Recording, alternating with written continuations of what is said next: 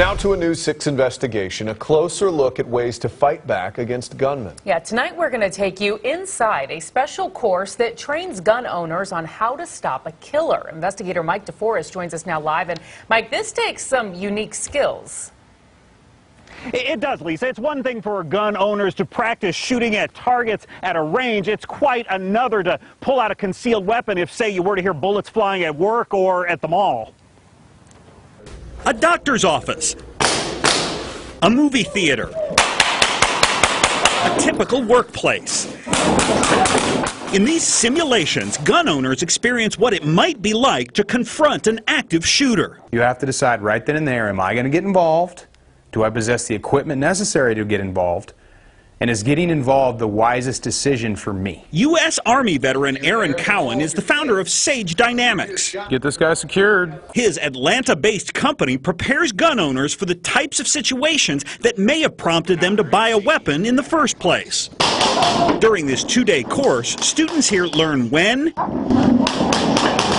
how, Drop the gun! Drop the gun! and if to shoot. What are you going to do now? Just as important, they're taught to communicate with victims. Somebody call 911!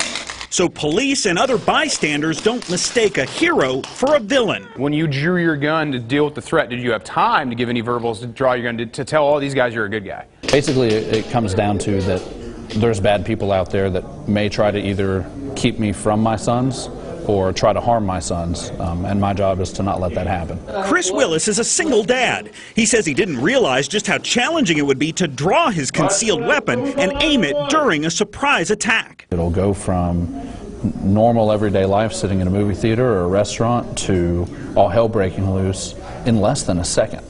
And before you know it, there's bullets flying, and you're trying to figure out what to do.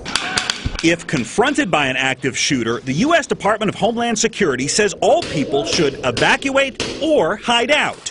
But if neither is an option, the government acknowledges you may have to take action yourself. By building on the fact that the better trained we are as a society, the better trained we are as gun owners, the less likely or the harder target we're going to create for anyone that wants to create chaos and death. Now, most firearms training courses here in Central Florida do use paper targets like this one, but just as police and SWAT teams practice for an active shooter situation by using simulations, people who have taken that course highly recommend something similar for other gun owners if they ever think they're going to need to take action themselves. Lisa and Matt? Yeah, Mike, certainly a lot to think about. So what if you're in one of these situations, but you don't feel comfortable owning a gun? What should you do then?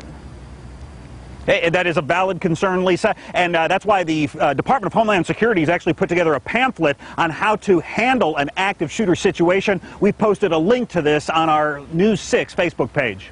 All right, Mike DeForest reporting live tonight. Thank you.